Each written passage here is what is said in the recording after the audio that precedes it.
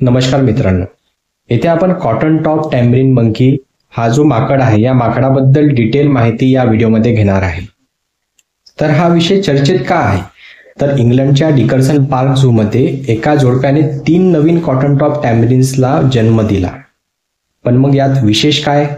स्पर्धा परीक्षेच्या दृष्टीतून हा विषय महत्त्वाचा का बरं आहे? तर IUCN द्वारे जी क्रिटिकली एंडेंजर स्पेसीससाठी रेड लिस्ट असते त्या रेड लिस्टमध्ये या कॉटन टॉप टॅमरिन मंकीला ठेवण्यात आलेला आहे. कारण यांची संख्या जी आहे ते जवळपास 2000 पेक्षा पण सुद्धा कमी आहे. IUCN काय आहे तर international union for conservation of nature वर तुम्ही इमेज बघू शकता, फोटो बघू शकता. इथे कॉटन टॉप टॅमरिन मंकीचा फोटो दिलेला आहे. कॉटन टॉप का बरं म्हटलं जातं तर याच्या डोक्यावर बघा कापसासारखे केस जे आहेत ते आहेत. कॉटन टॉप टॅमरिन मंकी हा प्रायमेट्सचा एक आकर्षक समूह आहे ज्याचा आकार छोटा आहे, ज्याच्यामध्ये चपळता आहे आणि सामाजिक व्यवहार तो करतो. इथे प्रायमेट्स म्हणजे काय तर प्रायमेट्स म्हणजे मानवासारखे किंवा माकडासारखे जे प्राणी असतात की ज्यांना चेहऱ्यावर समोर डोळे असतात आणि जे 2 पायावर चालू शकतात त्यांना आपण प्रायमेट्स म्हणतो. आणि सामाजिक व्यवहार करतात म्हणजे ते एका कळपामध्ये राहतात. यांच्या आकाराचा जर विचार करायचा झाला तर जवळपास 0.4 किलो ते 0.5 किलो म्हणजे अर्धा किलोच्या जवळपास त्यांचं वजन असतं आणि 20 ते 25 सेंटीमीटर त्यांची लांबी असते की ज्यामध्ये शेपटी पकडली जात नाही.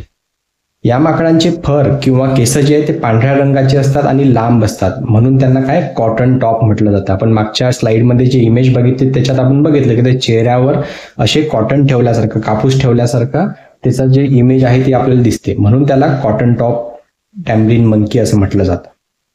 आपण बघितलं की हे जे कॉटन टॉप टॅमरिन मंकी आहे हे माकड क्रिटिकली एंडेंजर स्पेसीज आहे. यांच्या वितरणाचा जर विचार करायचा झाला म्हणजे यांचं जे पूर्वीचं वास्तव्य जे होतं ते उत्तर पश्चिमी कोलंबियाचं जे उष्णकटिबंधीय जंगल आहे त्यामध्ये यांचं मूळ वास्तव्य आहे.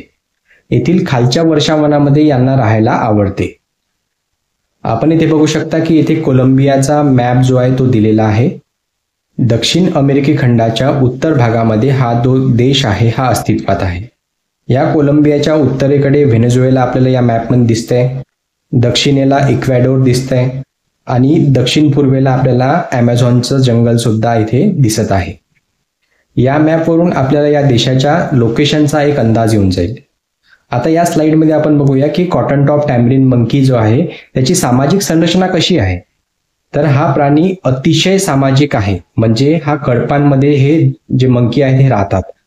त्यांच्या एका टोळीत एक प्रजनन जोडी म्हणजे जे बाळांना जन्म देते अशी एक जोडी आणि त्यांचे चाइल्ड्स हे एका टोळीमध्ये राहतात.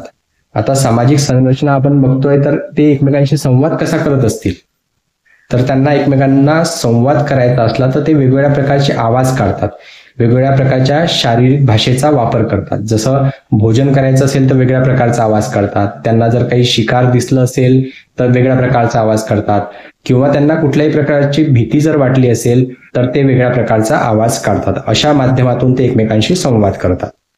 हे माकड सर्वहारी आहे. सर्वहारी म्हणजे काय तर हे फळ खातात, फुलं खातात, किडे खातात किंवा छोटे व्हर्टिब्रेटचे असतात म्हणजे छोटे जे प्राणी ज्यांना व्हर्टिब्रा असतो असे प्राणी हे खातात. यांचे जे जबडे असतात हे मजबूत असतात आणि अणुकुचीदार दात यांचे असतात. हे जी माकडे असतात हे सामान्यतः वर्षात एक वेळा प्रजनन करतात आणि मॅक्सिमम टाइम त्यांना जुळवा मुले जे आहेत ते होतात. आपण आधी बघितलंच आहे की यांच्या संरक्षणासाठी गंभीर स्वरूपात संकटग्रस्त या यादीमध्ये यांना ठेवण्यात आलेलं आहे. जे IUCN असते, international union for conservation of nature, यांची एक रेड लिस्ट असते.